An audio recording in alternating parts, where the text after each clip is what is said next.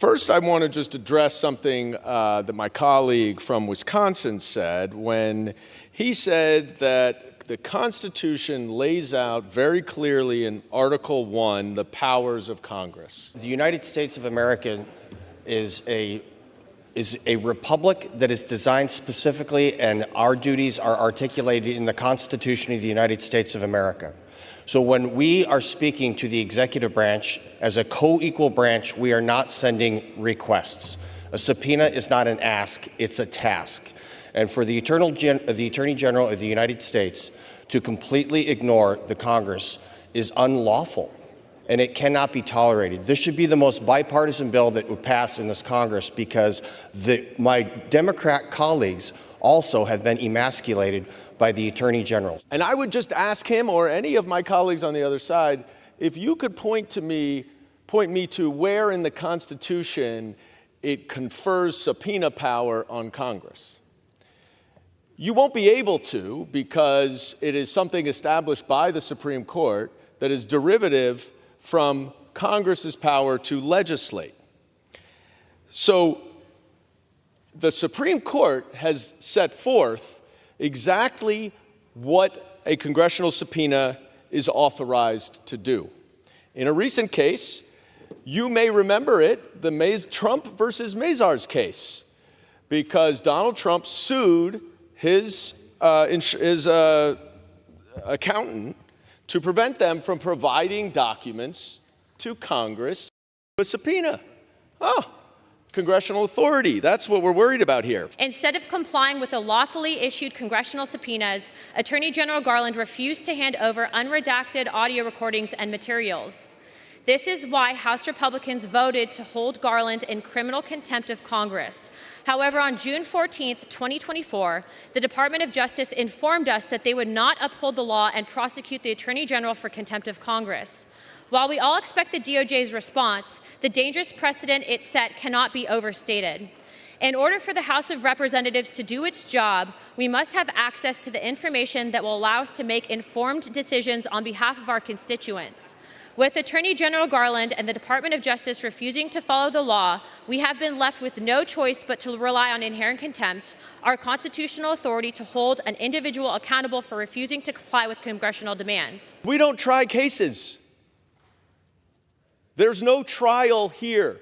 There's no demeanor evidence. As much as you may want to prosecute Joe Biden, there is no congressional prosecution of Joe Biden, and his demeanor evidence is no legitimate basis for this subpoena.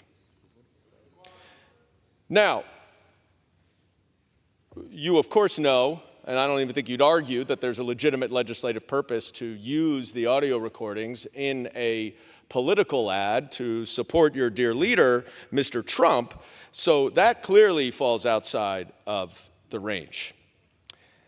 Of course, my friends on the other side of the aisle should refocus from demeanor evidence to basic concepts like due process or executive privilege, because the President of the United States asserted executive privilege over this audio tape.